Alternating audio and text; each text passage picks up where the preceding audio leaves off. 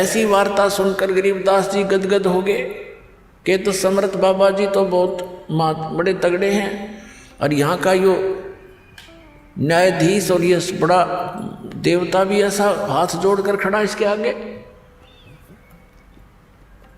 तो फिर आगे अपने लोक में ले गए परमात्मा। उससे पहले काल के का वो सतिथि वो स्थान दिखाया जहाँ पर ये एक ब्रह्म लोक में अलग से एक स्थान बनाकर गुप्त रहता है। ये अपनी माया से छुपा रहता है, वहाँ साकार है। ये ज्योत निरंजन साकार है, नर आकार है, इसके ओछा माथा है और लंबे दांत हैं, शरीर इसका चेहरा बेढंगा सा है।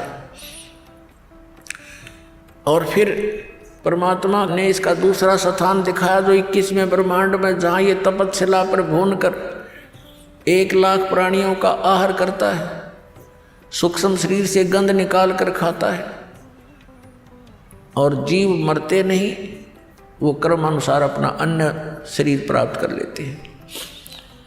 फिर उसे परब्रह्म के यानी अक्षर पुरुष के लोक में प्रवेश किया।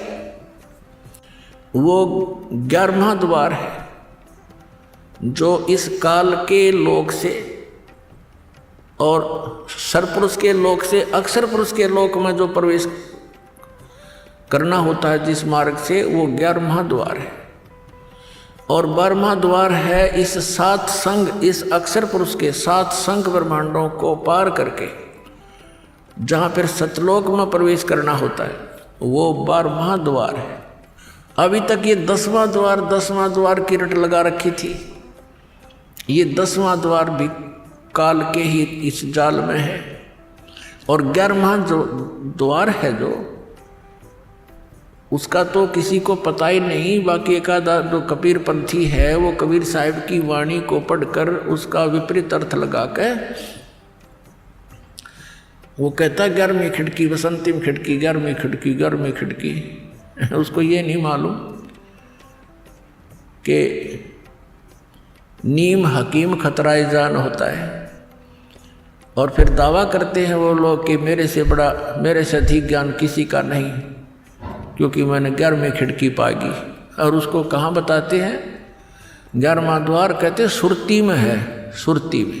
अरे भले आदमी, सुरती तो उस द्वार से पार होकर जाएगी, और सुरती में द्वार है, फिर जाएगा कहाँ खाक। ये इस तरह बकवास दे, इनको ज्ञान है नहीं, डुबो दी सारा।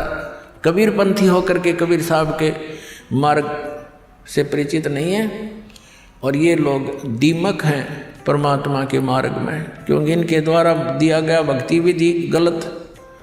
ये भी नास्तिक बनाने की तैयारी में लगे हुए हैं जनता को, क्योंकि जब तक परमात्मा की यथार्थ भक्ति विधि नहीं मिलेगी, परमात्मा से मिलने वाले वो लाभ प्राप्त नहीं हो सकते। और कुछ दिनों के बाद फिर नास्तिक अपने आप हो जाता। प्राणी सब साधनाएं गलत साधना करके थक जाता है, छोड़ देता उस मार्ग को। 11वें द्वार तक, यानी वो 11वां द्वार तो ये परिचित है ही नहीं कोई जो दास बताने जा रहा है। ये तो इस ब्रह्मांड के अंदर ही सारा कुछ बताते हैं, शरीर में ही बताते हैं। और कुछ एक चातुर प्राणी है जो कबीर पंथी नकली, वो कहते हैं शरीर से बाहर 1.25 हाथ ऊपर 11वां द्वार है। तेरे शर्म है शरीर तो बाहर 1.25 हाथ ऊपर, क्या होगा? आकाश में हो गया, धरती में कि कहीं है कोई ठिकाना? शरीर के द्वार हैं वो तो मान ले भाई 10 हैं, चाहे तू 16 बता दे इसमें, वो तो मान भी ला इसके अंदर होंगे। इस तो बार बोला 1.25 हाथ ऊपर द्वार है, वो क्या हम टट्टू में है?